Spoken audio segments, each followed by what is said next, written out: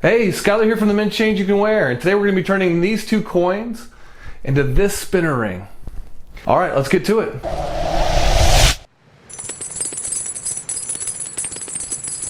And these are the two coins we're going to be using, a silver Franklin $half and a silver Morgan dollar. We're going to be cutting our hole into the Morgan dollar first.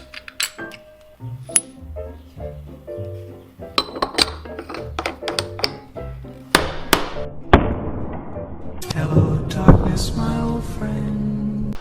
Alright, once that's cut out, we're going to go ahead and cut the Franklin dollar half out now.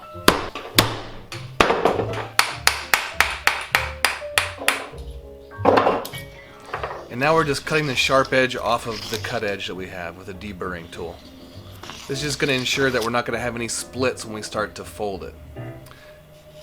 And so there's a little bit of a rough edge left behind. We're going to sand off.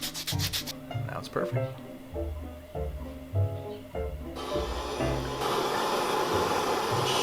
we're just annealing the metal now to soften it so we can start to bend it into the coin ring shape.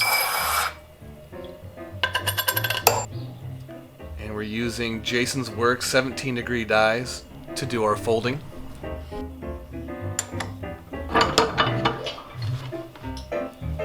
Once we do the first fold with the steel cone, we're going to take a composite cone and finish folding it the rest of the way. And that's going to save all that detail on the inside of the band. And now we're going to start shrinking it down a little bit so it can fit into our Swedish wrap dies here later.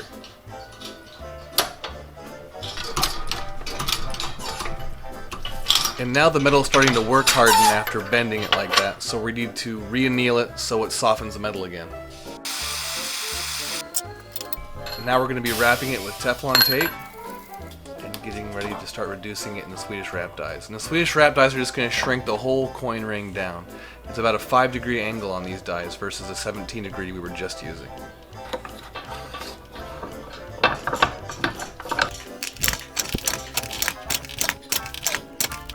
Alright, pop it out, flip it around, and then straighten it out.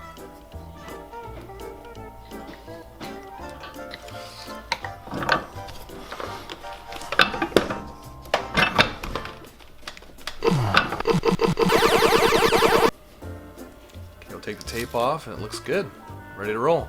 Now we're going to move to the Franklin $half.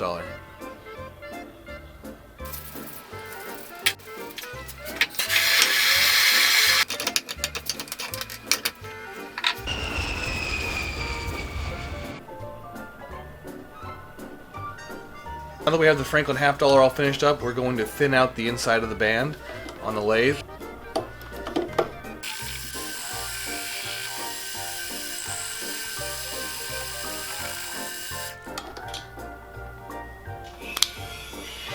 And now we're going to take our Dremel and smooth out the inside of the band.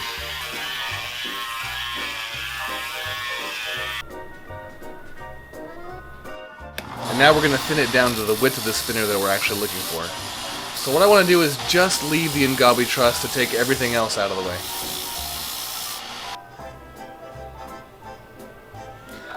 Now we're going to take our Morgan dollar coin ring that we made earlier and then cut a channel in it.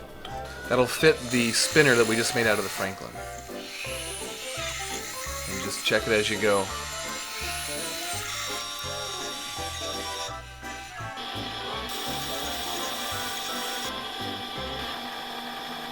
Now we're going to take some 320 grit sandpaper and clean up that groove that we just made.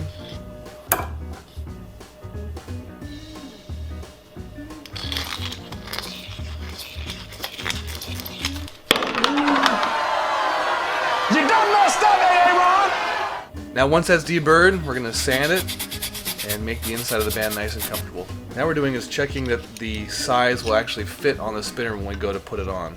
It's important to have a little bit of a space there so that way it doesn't seize up whenever you fit it to the right size.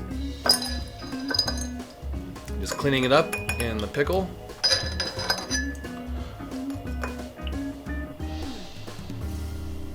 And now that it's clean, we can start putting an antique finish on it with some liver of sulfur gel.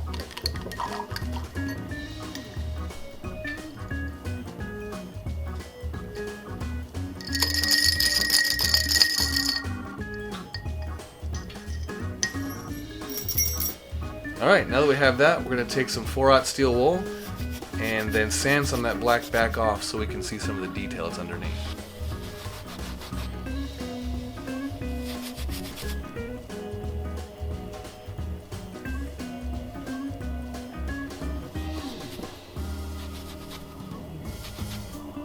Alright, time to fit these two together. And the way we're going to be doing that is we're going to be taking a 25-degree die and then pressing the coin edge side of the Morgan dollar, so that way we can get it small enough to where the Franklin $50 will fit over the top of it. And once we're confident that it fits over really well, stretch it back out to our target size, and then reduce the other side to make the coin ring match, so there's no taper.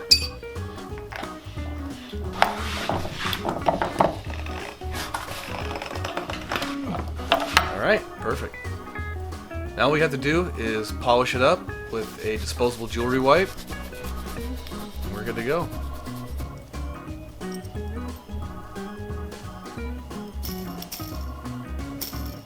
And make sure you check out my website, Changeyoucanwear.net, for all my coin rings I have for sale. Alright, thanks for watching. We'll see you next time.